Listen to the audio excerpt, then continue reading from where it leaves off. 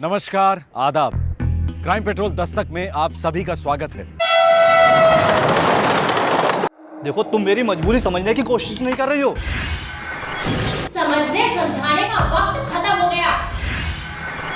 आज के बाद तुमने उस लड़की के साथ कोई भी रिश्ता रखा तो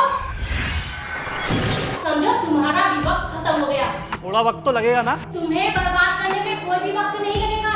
चुटकियों में हो जाओगे, जानते हो ना तुम।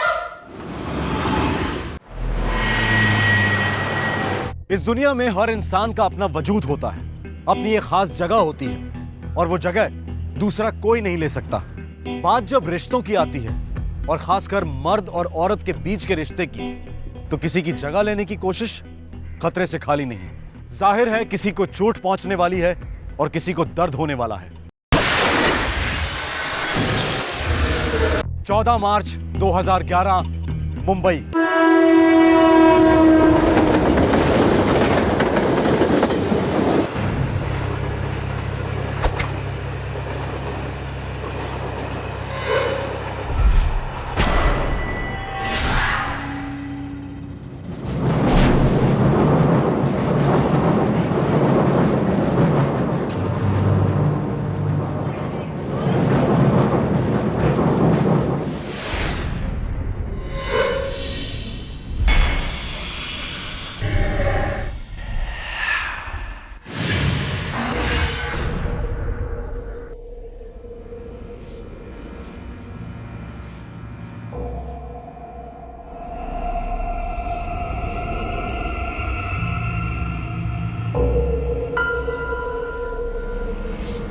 पुढील स्टेशन सँडस रोड।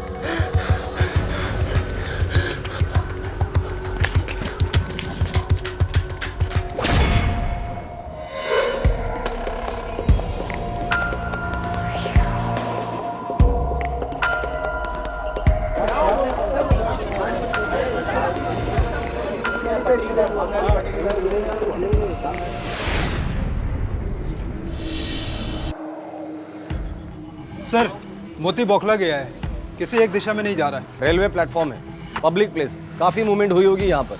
सर, बॉडी के ऊपर कोई भी आइडेंटिफिकेशन मार्क्स नहीं है, कोई भी पर्सनल आइटम्स नहीं है। मौत कैसी हुई होगी? शायद गला दबाकर।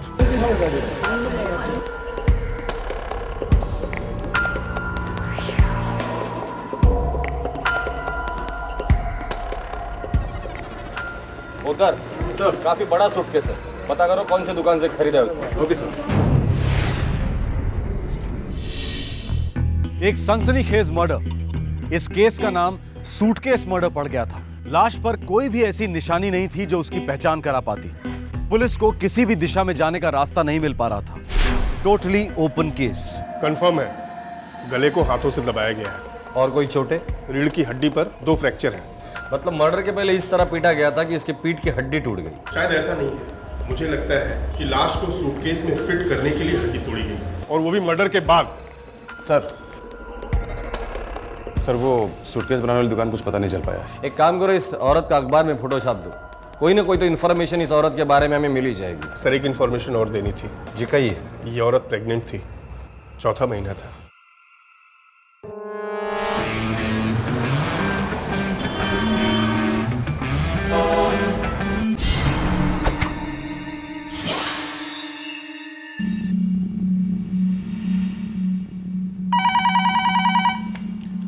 Railway police Mumbai. सर, मैं विजय साहनी बोल रहा हूँ दिल्ली से। हाँ बोलिए। सर आपने जो अखबार में फोटो दी है वो मेरी बहन है सर। दिव्या सचदेवा नाम उसका। मैं पिछले 1 महीने से उसको ढूंढ रहा हूँ। दिल्ली देखा, हरियाणा देखा, लेकिन उसका कहीं कुछ पता नहीं चला। शादीशुदा थी वो? कहने को शादीशुदा थी, पर एक्चुअली फंसी हुई थी। गायब क्यों हुई थी और कब हुई थी? उसने अपना घर छोड़ दिया था। आपको कैसे पता? उसके पति ने मुझे बताया था। उसके पति पर आप यकीन करते हैं?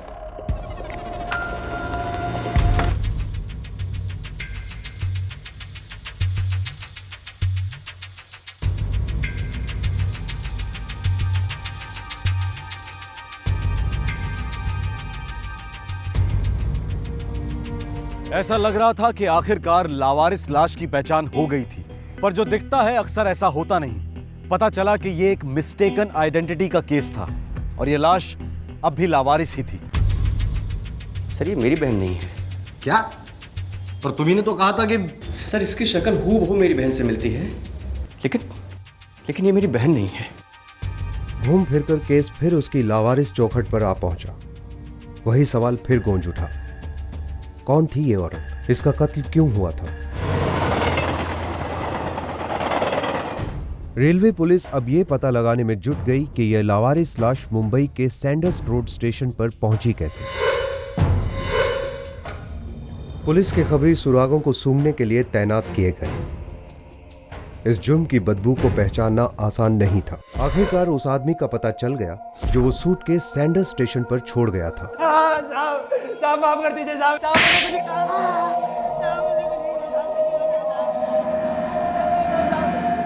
चिलम की कसम साहब, अपन ने सिर्फ बैग चुराया था साहब। काफी भारी था, इससे लगा कि काफी माल होगा साहब। साहब ने जब बैग खोला तो अंदर लपड़ा था साहब, इसलिए अपन वहीं से कट गया साहब। साहब अपन ट्रेन में अकेले भटक रहे था साहब। डोंबी वाली में साहब अपन ने उस बैग को देखा साहब काफी बड़ा बैग था। अपन को लगा उसमें काफी माल होगा साहब। खाली पड़ेला था साहब। अपन सामने बैठा था साहब, बिल्कुल सामने। दादर स्टेशन तक कोई मक्की तक नहीं भटकी थी साहब। तभी अपन ने सुपड़ी में हाथ मारा और सैंडर्स रोड पर कल्टी मार गया साहब। सर ये जर्सी तो बर्बाद लगता है। सर इसमें इतनी हिम्मत नहीं हो सकती कि ये किसी औरत का खून कर दे। डोंबिवली, पोद्दार, थाना डोंबिवली हमारा टारगेट एरिया होना चाहिए। पुलिस को जर्सी से कोई खास जानकारी नहीं मिली, पर उसने पुलिस को एक अहम सुराग दिया। उसने सूटकेस ट्रेन में डोंबिवली स्टेशन से देखा था। डोंबिवली और आसपास के सबर्ब्स में पुलिस ने अपनी तहकीकात शुरू की। सारे इलाके में मृतक की तस्वीरें चिपकाई गई।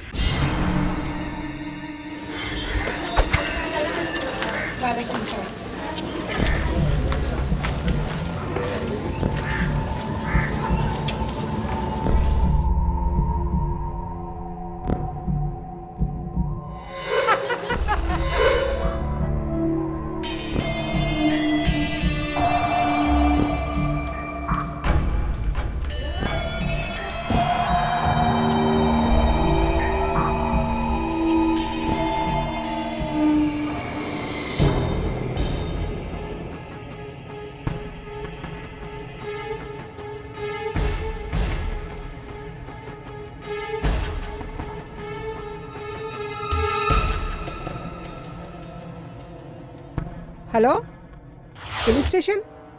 जी, मैं जीनत हुसैन बोल रही हूँ मुंब्रा से।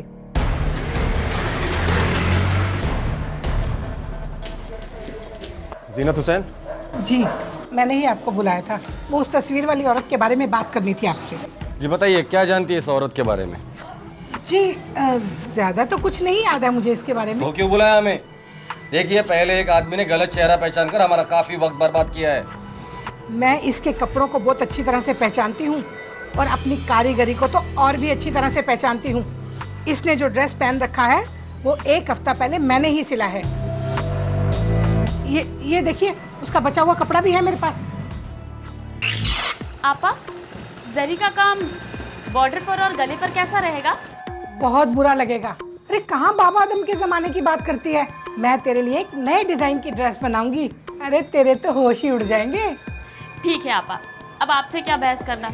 आप यहाँ की सबसे अच्छी कारीगर मानी जाती हैं और सबसे बुजुर्ग भी। अरे बाबा आदम के जमाने से कर रही हूँ ये बिजनेस। नाम क्या था इस औरत का? नाम और पहचान की बात तो नहीं हुई थी, लेकिन ये पक्का है कि वो इस मोहल्ले में नई आई थी। इससे पहले तो उसे कभी देखा ही नहीं था। आप पक्का कैसे कह सकती हैं वो औरत यही है? ये कुर्ती मैंने सिली है, 16 आने मैंने सिली है और ये इस औरत पर फिट बैठती है, इसीलिए ये औरत भी वही है। हर औरत की फिटिंग अलग होती है। सर ये औरत यहाँ की नहीं हो सकती। क्यों? सर अगर यहाँ की होती तो कोई ना कोई तो पहचान लेता। और सर ये जीनत आपा बहुत बूढ़ी हो चुकी है। सर मुझे लगता है सठिया गई से कुछ पता नहीं है। सर सिर्फ गोली दे रही है। हो सकता है, लेकिन आगे जाने के लिए हमारे पास कोई रास्ता भी तो नहीं है। एक काम करो, मुमरा में हमारे जितने भी खबरी है सबको एक्टिवेट कर दो। उधर अगर ये औरत यही की थी तो ये केस भी यही खत्म होगा। Right sir.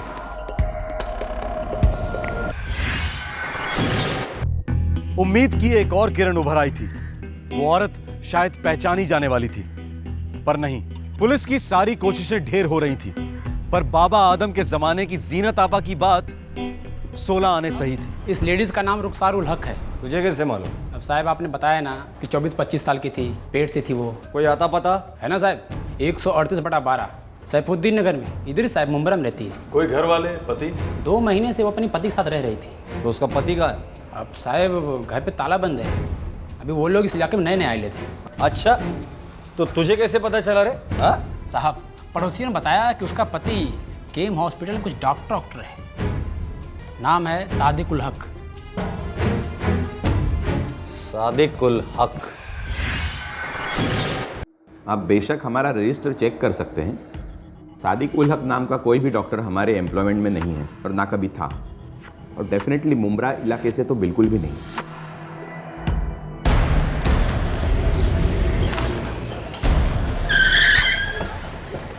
पुलिस तुरंत सादिक उल हक के घर पहुंची। यहाँ अखबार कौन पढ़ता है साहब? ये जो जनानी थी ना रुखसार, वो कभी किसी से बातचीत नहीं करती थी। जब देखो वो घर पर ही बैठी रहती थी। अरे सर, उसका शौहर भी किसी से मिलता जुलता नहीं था सर, लाट साहब की तरह रहता था।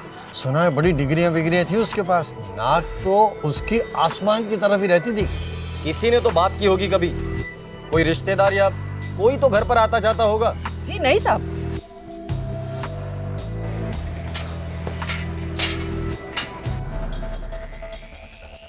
तोड़ दो।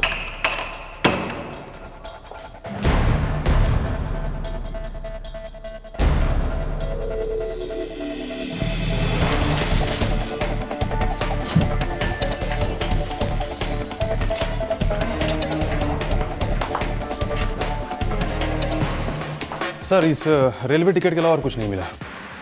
16 फरवरी मोतिहारी से मुंबई। हो सकता है ये जोड़ा बिहार से हो, मोतिहारी इलाके का। नंबर उधर पता करो, ये नंबर किसका है।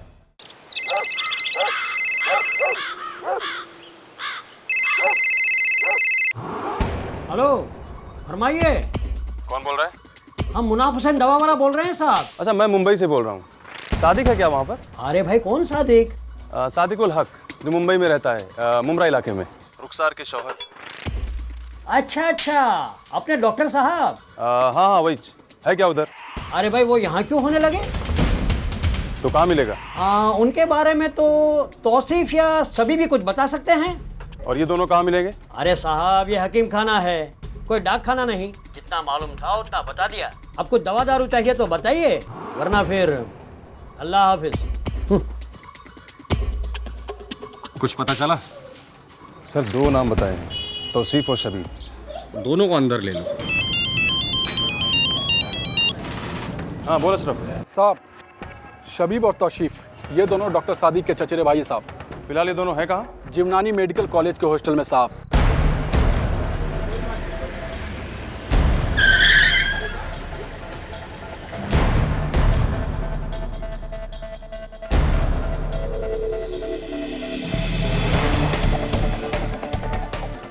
जिवनानी मेडिकल कॉलेज के हॉस्टल से पुलिस ने सादिक के दोनों चचेरे भाइयों तौसीफ और शबीब को पूछताछ के लिए हिरासत में लिया।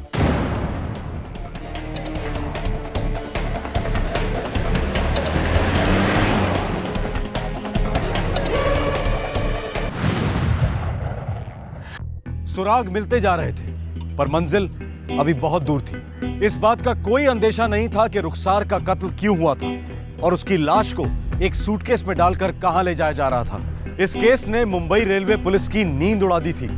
आखिरकार काली रात खत्म होने के आसार नजर आए। तौसीफ और शबीब बोल पड़े। सादिक कहाँ है?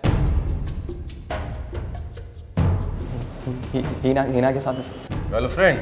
बेगम सर, सादिक भाईजान की दूसरी बेगम सर। लेकिन आप कल ही तो लौटे हैं। काम ही कुछ ऐसा है, मुझे सुबह तक इंदौर पहुंचना है। फिर हम मुंबई आए ही क्यों? आधे से ज्यादा वक्त तो आप इंदौर और न जाने कहाँ कहाँ रहते हैं। आप करते क्या है दरअसल वहाँ? क्या मतलब है क्या करते हैं? डॉक्टर हूँ, लोगों का इलाज करता हूँ, और क्या करता हूँ? आप डॉक्टर कम और बिजनेस करने वाले ज्यादा मालूम पड़ते हैं। हर डॉक्टर एक बिजनेसमैन भी होता है। अगर तुम पढ़ी लिखी होती ना तो तुम्हें ये सब बातें समझ में आती। खैर, अपनी अपनी किस्मत, क्या कर सकते हैं। सादिक, मेरा तीसरा महीना चल रहा है और इस जगह मैं एक परिंदे को भी नहीं पहचानती। मुझे बहुत डर लगता है। मैंने तुमसे कितनी बार कहा है कि चलो मायके छोड़ दूं तुमको, लेकिन तुम हो कि मना करती रहती। मैं क्या कर सकता हूँ? आपसे शादी मैंने मायके में रहने के लिए नहीं की है। मैं आपके साथ रहना चाहती हूँ सादिक, सिर्फ हम दोनों। और पता नहीं फिर ऐसा मौका कब मिले। सादिक, मतलब सादिक अपनी बीवी रुखसार को धोखा देकर एमपी में अपनी दूसरी बीवी हिना से मिलने जाता था। दरअसल सादिक भाईजान अपनी शादी से पक चुके थे और रुखसार से तंग आ चुके थे। और एक दिन रुखसार को पता चली गया है? बस बस बस। उस दिन सादिक खंडवा में अपनी दूसरी बेगम हिना के साथ था। हाँ रुखसार, बोलो। आप मुझे यहाँ लेने आ जाइए जल्दी। क्या मजाक कर रही हो? इस वक्त मैं कैसे आ सकता हूँ? मैं खंडवा में हूँ। मैं भी खंडवा रेलवे स्टेशन पर ही हूँ, जल्दी आइए। तुम खंडवा स्टेशन पे क्या कर रही हो? सर, सादिक भाईजान की प्लानिंग हमेशा टिप टॉप रहती थी सर। दूसरी शादी में उन्होंने फर्स्ट क्लास छुपा के रखी थी, लेकिन भाभी जान ने पता लगा ही लिया सर उसके बारे में।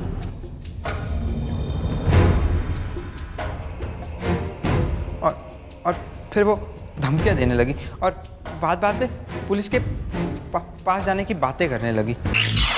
अगर आपने अभी के अभी उस के साथ अपना रिश्ता नहीं तोड़ा तो मैं आपका जीना हराम कर दूंगी। हिना को छोड़ना मेरे लिए नामुमकिन है, वो भी मेरी बीवी है। अच्छा, तो मैं कौन हूँ? और ये जो मेरे पेट में पल रहा है ये कौन है? अगर तुमने उससे अपना रिश्ता नहीं तोड़ा ना तो मैं तुम्हें बर्बाद कर दूंगी। बस करो, तुमसे शादी करना मेरी बहुत बड़ी गलती थी। तुमसे शादी करनी नहीं चाहिए थी। मैं उस 2 टके वाली जितनी पढ़ी लिखी तो नहीं हूँ, मगर मेरे हक क्या हैं ये मैं अच्छी तरह से जानती हूँ। अरे वो मेरी तो क्या, मेरी जूती की जगह भी लेने के लायक नहीं है। मैं तो सीधा केस करूंगी। केस? हाँ, केस करोगी तुम? धमकी दे रही हो तुम मुझे? हाँ, मैंने सिर्फ दी है, आप तो बेवफाई कर चुके हैं। मुझे पता है तुम ऐसा कुछ भी अनाप शराब नहीं करोगी। आप मेरे बारे में अच्छे से नहीं जानते। आप बस देखते जाइए कि मैं क्या करती हूँ। जब पुलिस में मामला दर्ज होगा ना तब आएंगे आपके होश ठिकाने। सर, पुलिस के पास जाने की जरूरत नहीं है। तुम जैसा कहोगे मैं करने के लिए तैयार हूं। बस बहुत हो गया, अब पानी सर से ऊपर जा चुका है। मैं इस औरत के साथ और नहीं जी सकता। मैं तो आपको पहले ही कहा था भाईजान, भाभी अपने बराबर की नहीं, निकाह मत कीजिए। आप सुनते नहीं है ना किसी की, अब झेलिए। बस निकाल रहा हूं मैं उसे अपने घर से, अपनी जिंदगी से। लेकिन गांव वाले से क्या बोलेंगे आप भाईजान? बोल दूंगा भाग गई। आप कमाल करते हैं भाईजान। एक झूठ तो आप गांव वालों को बोल चुके हैं कि आप मुंबई में एक डॉक्टर हैं, लेकिन गांव वालों को आप ये नहीं बोल पाएंगे कि एक 4 महीने की गर्भवती औरत कहीं भाग गई। हजारों सवाल पूछेंगे लोग, उंगलियां उठाएंगे आपके ऊपर। उंगलियां नहीं उठेंगी तौसीफ, क्योंकि अगर उंगलियां उठेंगी भी ना तो दिखाई नहीं देंगी, क्योंकि रुखसार दिखाई नहीं देगी। आप क्या कहना चाह रहे भाईजान? तुम दोनों मेरा साथ दोगे ना?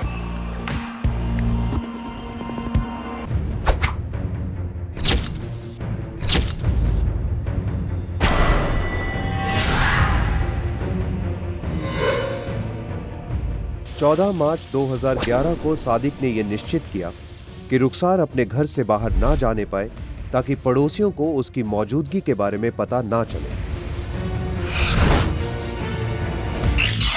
ओ, अच्छा, तो ये पहले से प्लानिंग थी? सर, हम जानते थे कि सादिक भाईजान एक अलग जिंदगी जीना चाहते हैं और ये औरत रुखसार ने जीना आराम कर दिया था सर उनका।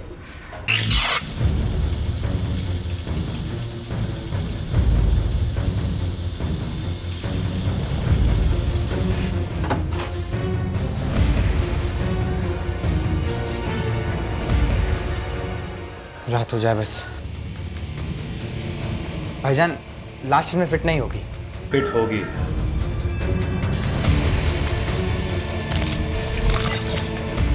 यात्रीगण कृपया ध्यान दें, ये अंबरनाथ से छत्रपति शिवाजी टर्मिनस जाने वाली आखिरी लोकल है। ये गाड़ी सभी स्टेशनों पर रुकेगी। सर हमारा प्लान था कि हम सूटकेस को आखिरी लोकल में छोड़ देंगे सर।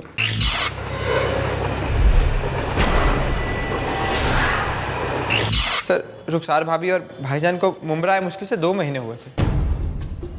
भाभी जान और भाईजान को कोई नहीं जानता था सर। हमको लगा उनको कोई नहीं पहचान पाएगा सर। उन लोगों को कोई पहचानता ही नहीं था सर।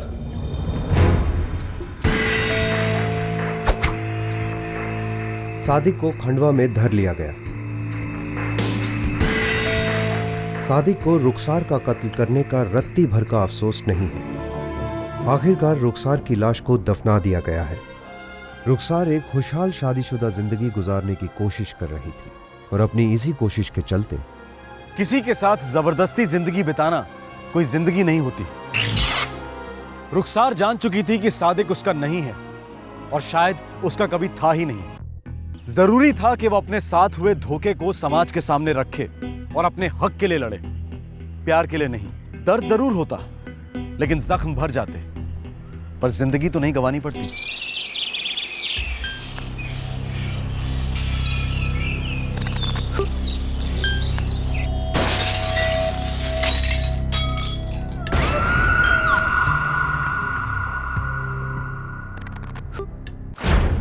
आज का केस शुरू तो हुआ एक आम घरेलू समस्या को लेकर, पति पत्नी के बीच की अनबन।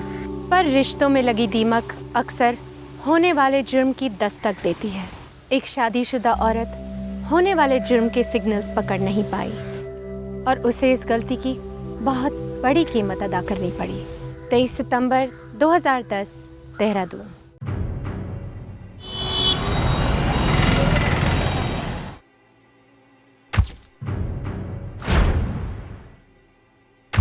अरुंधति, जो तकलीफ़ें तुम्हारे पति ने तुम्हें दी हैं तुमने गिनवाई हैं। जी। मिस्टर सोमेश, आपको ये सारे इल्ज़ामात कबूल हैं? जी मैं कबूल करता हूँ। तो ठीक है, डाइवोर्स आराम से हो जाएगा और अब तुम्हें भुगतना भी नहीं पड़ेगा। आज तक अपने बच्चों के लिए सब कुछ सहती आई, सोचा बच्चों को पिता की ज़रूरत है। मैं अपने बच्चों से बहुत प्यार करता हूँ। तुम सिर्फ अपनी कलकत्ता वाली बीवी के बच्चों से प्यार करते हो। मैं अपने सभी बच्चों से प्यार करता हूँ। जो लोग अपने बच्चों से प्यार करते हैं वो दूसरी शादी कर कर उनसे बच्चे नहीं पैदा करते। जिसकी बीवी ना रहे ना, उसे दूसरी शादी करनी पड़ती है। मिस्टर सुमेश, अपनी एक घटिया बातें कहीं और जाके करिए, ये हमारा ऑफिस है। मुझे मेंटेनेंस के पैसे पहले देखने हैं, उससे पहले मैं डिवोर्स नहीं दूंगी। मैंने कहा ना दूंगा। आपकी ज़बान की क्या कीमत, मुझे 6 महीने के पैसे एडवांस चाहिए। मिस्टर सुमेश, आपको बच्चों और अरुंधति की देखरेख के लिए हर महीने 20,000 रुपये देने होंगे। यहाँ साइन कीजिए।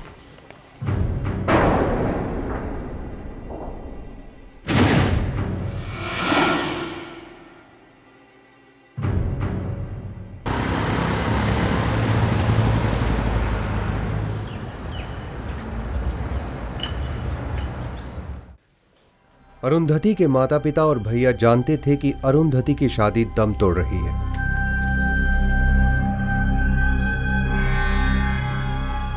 दीदी का ईमेल आया है। क्या लिखा है? उन्होंने अलग होने का फैसला ले लिया है। सोमेश मेंटेनेंस देगा।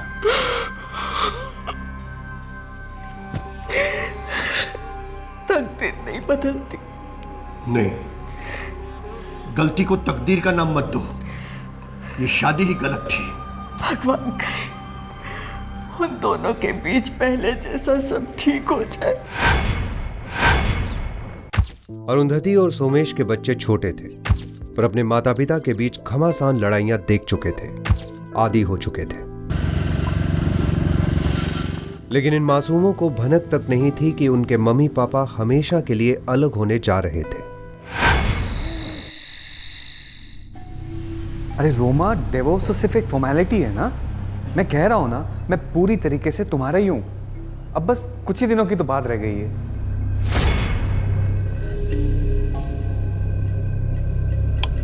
अरे ऐसी बातें मत करो प्लीज। मैं कह रहा हूं ना, ये शादी एकदम खत्म हो चुकी है। It's finished. अब हम लोग नए सिरे से एक नई जिंदगी शुरू करेंगे, ठीक है? मैं, तुम और हमारे बच्चे, बस।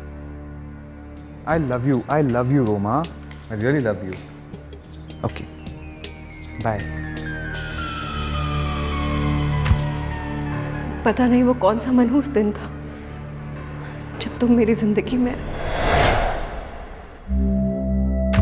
किसी जमाने में ये दोनों उस दिन को सबसे खूबसूरत दिन मानते थे। ये प्रेम कहानी 1992 में शुरू हुई और 1999 में अरुंधति और सोमेश विवाह के बंधन में बंध गए। 2004 में इस जोड़े को जुड़वा बच्चे हुए। ये परिवार अपने आप में संपूर्ण हो गया, लेकिन स्वर्ग को नर्क में बदलने में ज्यादा देर नहीं लगी। सोमेश ने अरुंधति की पीठ पीछे दूसरी शादी कर ली, लेकिन जब तक अरुंधति को पता चलता, पानी सर के ऊपर जा चुका था।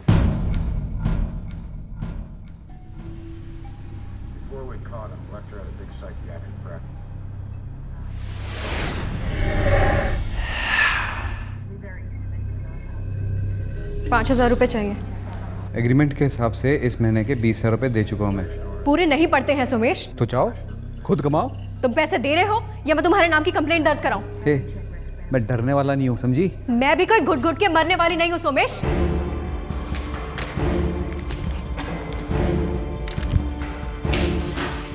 अपनी लिमिट में रह, समझी? वरना मैं लिमिट के बाहर चला जाऊंगा। अरे जाओ, तुम जैसे डरपोक इंसान की लिमिट हो भी क्या सकती है? एक थप्पड़ मारोगे या कुछ फेंक के मारोगे? अरे पता नहीं उस औरत ने तुम जैसे नामर्द में देख क्या लिया। छी! अब बहुत हो गया बता रहा हूं। बहुत नहीं हुआ, ये तो अभी सिर्फ शुरुआत है। तुम एक शादीशुदा आदमी होते हुए किसी चीप लड़की के साथ जाकर 7 फेरे कैसे ले सकते हो?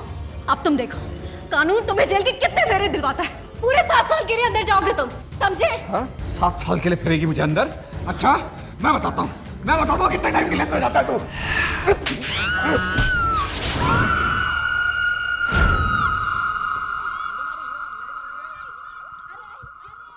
उस खामोश दोपहर को वो चीख किसी ने नहीं सुनी, न पड़ोसियों ने, न बाहर गुजरने वालों ने, और न बेडरूम में सोए दोनों बच्चों ने।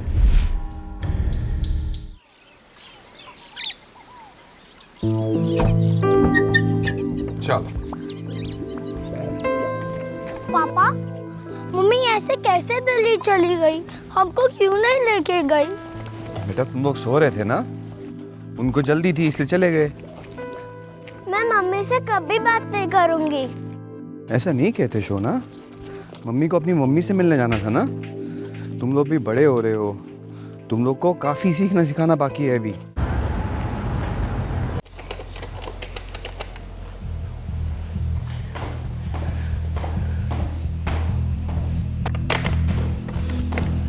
राजन, अरुंधति फोन नहीं उठा रही है। यदि कहीं बिजी होगी बाबा। कल दशहरा था, कल उसने मेरे साथ बात नहीं की। दशहरा होने के बावजूद भी अनु ने अपने बाबा के साथ बात नहीं की। बाबा टेंशन मत लो ना, मैं ऑफिस जाके फोन करता हूँ।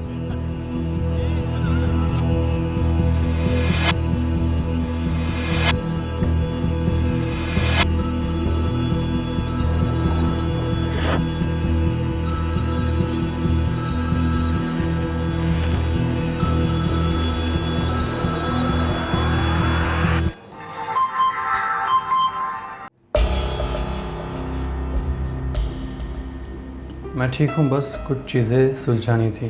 उम्मीद करती हूँ कि दशहरा अच्छा रहा होगा। मैं फिर कभी फ़ोन करती हूँ।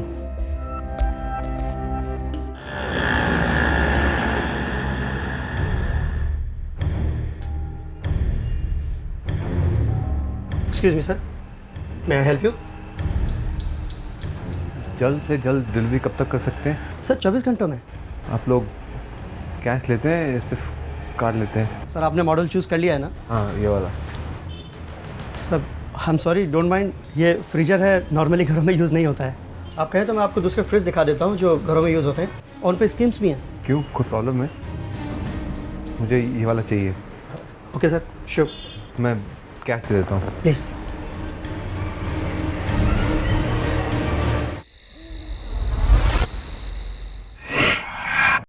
पापा, मुझे रात को ब्रश करना अच्छा नहीं लगता। बेटा ज़िंदगी में बहुत सारी चीज़ें ऐसी होती हैं जो ना चाहते हुए भी करनी पड़ती हैं। आज के बाद रोज़ रात को ब्रश करना है, ठीक है? अब रोज रात को ब्रश करना पड़ेगा? बड़े होकर भी? हाँ, और जब तुम बड़े हो जाओगे ना तब तुम्हें समझ में आएगा कि पापा ने जो भी कुछ कहा बिल्कुल सही कहा, और पापा ने जो भी कुछ किया ना वो भी बिल्कुल सही किया। अभी चलो ब्रश करो।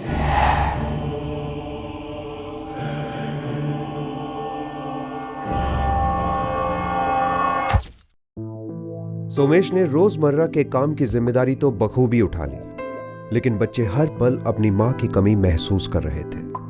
मुझे मम्मी चाहिए, मुझे दिल्ली जाना है। नहीं जा सकते। क्यों? छुट्टियों में जाएंगे, ठीक है? मम्मी वापस नहीं आएंगी? मम्मी हम तीनों के बगैर कैसे रह सकती है? हाँ, फिर छोड़कर क्यों गई? बेटा पापा और मम्मी के बीच में कुछ बातों को लेकर के मिसअंडरस्टैंडिंग हो गई है, इसलिए मम्मी दिल्ली गई है। वहाँ पे आराम से बैठ के सोचेंगी।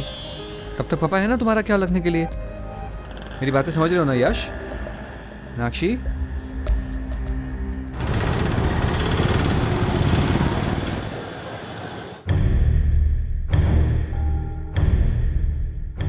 ये देखिए साहब, इससे पत्थर भी चूरा हो जाएगा साहब। मैं आपको दिखाता हूँ सर इसको।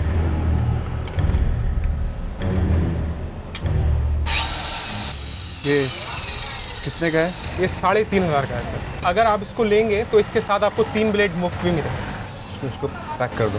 ठीक है सर।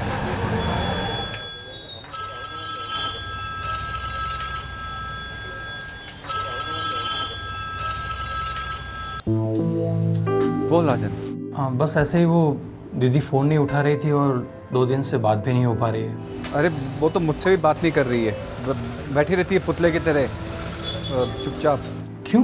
सब ठीक तो है ना जीजा जी? हाँ, बहुत बहुत अच्छा चल रहा है साले साहब। वो तुम्हारी दीदी को मेडिटेशन का भूत सवार है। मौन व्रत रखा है उसने, बच्चों से भी बात नहीं कर रही है। अजीब बात है। कब तक चलेगा ये? पता नहीं, कह रही थी कि 3-4 दिन का कोर्स है। अब जब बोलेगी तभी पता चलेगा ना कि कब खत्म होगा। आप दोनों के बीच में जो कुछ भी हो रहा है ना, मम्मी पापा बड़े परेशान हैं यहाँ पर। अरे उनसे कहो मैं कोई राक्षस नहीं हूँ। मैं और तुम्हारी दीदी आपस में पैचअप करने वाले हैं। ये शादी नहीं टूटेगी। थैंक गॉड जीजा जी। मम्मी पापा को मेरा प्रणाम कहना। ठीक है जी। ये लीजिए सर।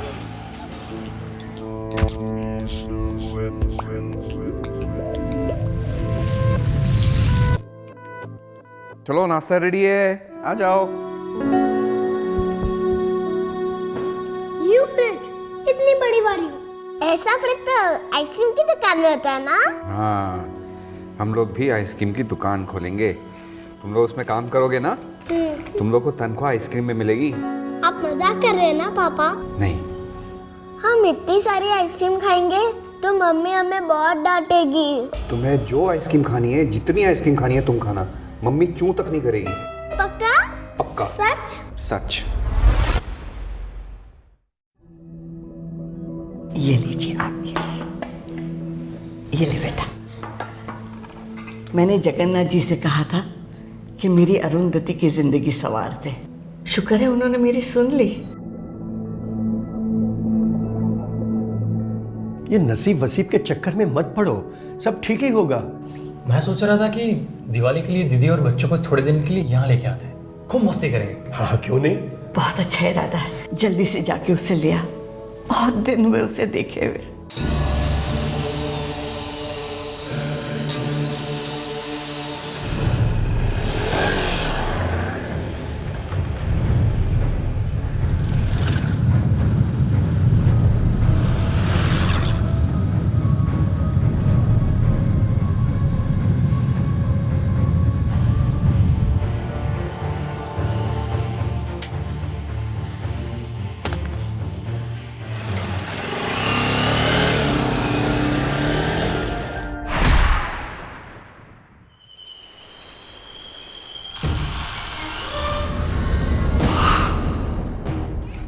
हेलो सुमेश जी। पिताजी बोलिए। बस ऐसे ही, वो क्या है ना, कई दिनों से अरुंधति से बात नहीं हुई, इसलिए सोचा जरा मिल लेती हूँ। कुछ काम था? काम तो कुछ नहीं था, वो क्या है, अरुंधति ने कहा था कि इस साल हम दिवाली की शॉपिंग साथ करेंगे। ना इस साल अरुंधति आपके साथ शॉपिंग नहीं कर सकती। आप ऐसे क्यों बोल रहे हैं सोमेश जी? वो मेरे फादर इन लॉ की तबीयत थोड़ी खराब है। अरुंधति दिल्ली गई है। I am so sorry. Arundhati से कहिएगा कि मैंने उसे याद किया था। जरूर। बाय रीता जी। बाय।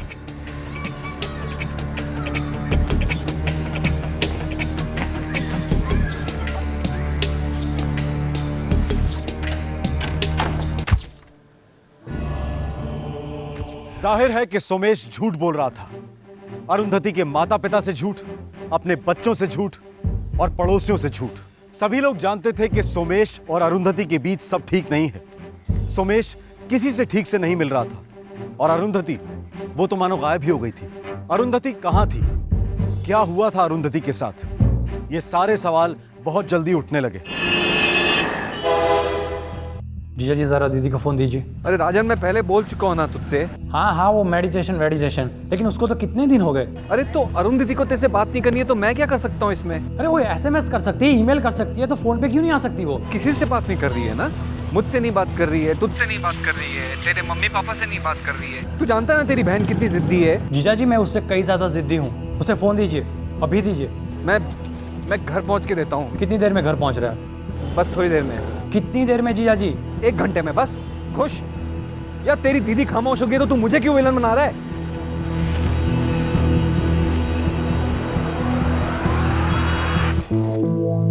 क्या बोला? अरुंधति ठीक तो है ना? दीदी बात नहीं कर रही है। क्यों? अरे हमसे बात नहीं करना चाहती। अरे ये नामुमकिन है। यही तो मैं सोच रहा हूँ। मुझे कुछ ठीक नहीं लग रहा है।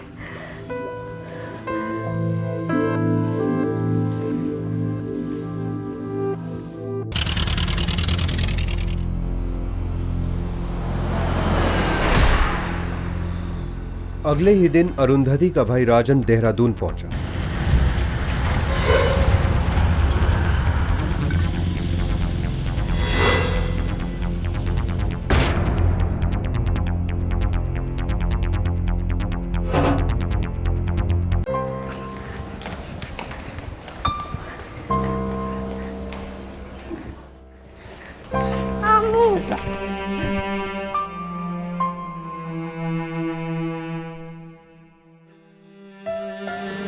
मामू। हाँ? मम्मी कहाँ है?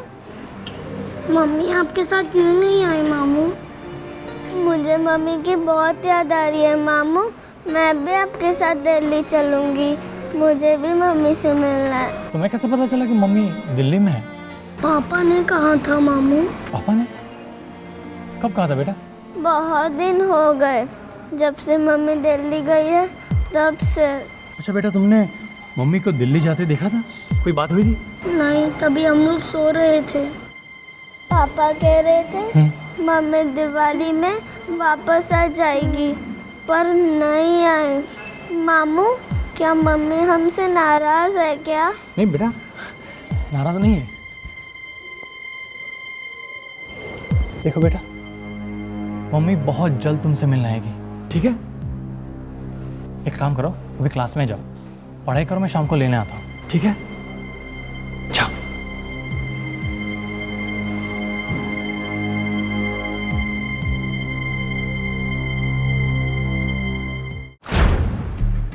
राजन ने पुलिस को इत्तला करने में 1 सेकंड की भी देरी नहीं की और पुलिस ने सोमेश के घर पहुंचने में भी कोई देरी नहीं की।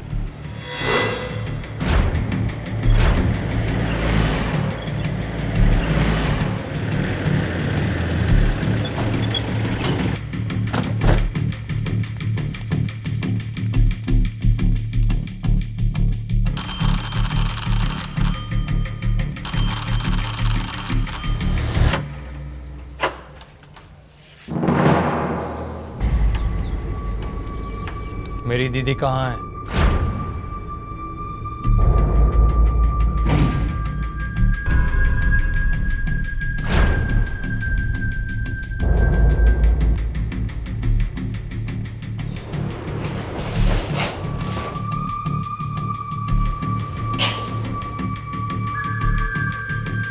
मिस्टर सोमेश, कुछ बोलेंगे भी? मिसेस अरुंधति कहाँ है?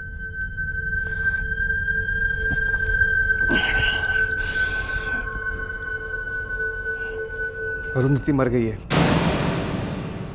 मैंने उसे मार डाला। क्या हुआ, क्यों हुआ, सब साफ साफ बताइए मिस्टर सोमेश। जो हुआ वो एक ना एक दिन तो होना ही था। वो मुझे जीने नहीं दे रही थी, मुझे ब्लैकमेल कर रही थी, पैसों की भूखी थी। थक गया था मैं। मरी नहीं थी वो, थोड़ी जिंदा थी। मैं डर गया था। 2 बार मुझ पे डोमेस्टिक वायलेंस के केस कर चुकी थी वो। फिर से अरेस्ट करवाती, टॉर्चर करवाती। मैंने सोचा बस और नहीं। तो तूने मेरी दीदी को मार डाला?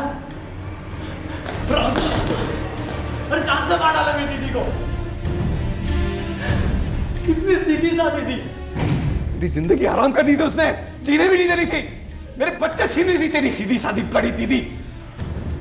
बॉडी कहां है? कमीने बोल, मेरी दीदी की लाश के साथ तूने क्या किया? बॉडी कहां है? कमीने बोल, मेरी दीदी की लाश के साथ तूने क्या किया?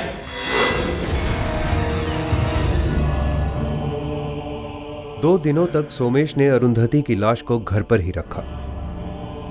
उसने मासूम बच्चों से झूठ बोला कि उनकी मां दिल्ली गई है।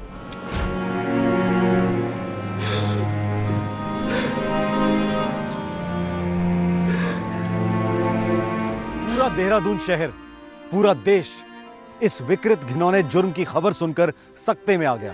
एक आदमी अपनी जीवन संगिनी, अपने बच्चों की मां के साथ या किसी दूसरे इंसान के साथ ऐसा कैसे कर सकता है? अरुंधति के बच्चों को गहरा सदमा पहुंचा है। उनके दिलो दिमाग में क्या चल रहा है ये कोई नहीं जानता, पर इतना हम सब जानते हैं कि इन बच्चों की मां के साथ साथ इनके बचपन के भी टुकड़े हो चुके हैं। ये फ्रिज इतनी बड़ी वाली, ऐसा फ्रिज तो आइसक्रीम की दुकान में होता है ना। हम इतनी सारी आइसक्रीम खाएंगे तो मम्मी हमें बहुत डांटेगी।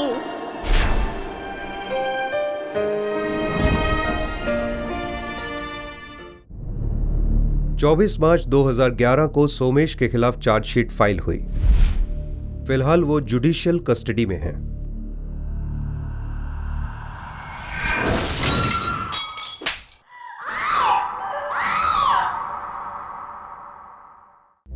सुमेश की दूसरी शादी करना होने वाले जुर्म की दमदार दस्तक थी, लाउड एंड क्लियर। पर अरुंधति के घर वाले जानकर भी अनजान बने रहे, लिविंग इन डिनायल। अगर शादी में हिंसा है, बुरा व्यवहार है, तो वो एक अटूट बंधन नहीं है। दरअसल वो शादी ही नहीं है। ऐसे रिश्ते को तोड़कर नए सिरे से जिंदगी शुरू करने में कोई शर्म नहीं है, बल्कि समझदारी है। जूही, 29 अप्रैल को आपकी एक फिल्म रिलीज हुई है, आई एम। उसके बारे में हमारे दर्शकों को कुछ बताइए। अरुंधति की इस सच्ची कहानी की तरह ही हमारी फिल्म आई एम ने भी 4 सच्ची कहानियों से जन्म लिया है। हमारी ये फिल्म आई एम देश के 4 अलग अलग शहरों में शूट हुई है। 4 अलग मुद्दे हैं, 4 अलग किरदार हैं, लेकिन चारों कहानियों को एक सपने की डोर जोड़ती है। आई एम मेघा हमारी फिल्म की एक कहानी है, जिसमें मैं मेघा का किरदार निभा रही हूँ। ये कहानी कश्मीर घाटी से बेघर किए गए हिंदुओं के दर्द को जुबान देती है। जूही, आपकी फिल्म आई एम के लिए आपको ढेर सारी शुभकामनाएं, और हमारे साथ क्राइम पेट्रोल दस्तक में आने के लिए आपका बहुत बहुत शुक्रिया। आपका भी बहुत बहुत शुक्रिया। नमस्ते। हर जुर्म दस्तक देता है, ध्यान से सुनिएगा, जानें बच सकती हैं। फिर मिलेंगे। जय हिंद। क्राइम पेट्रोल के और भी दिलचस्प कहानी देखने के लिए हमारे चैनल को सब्सक्राइब करें और बेल आइकॉन दबाना न भूलें।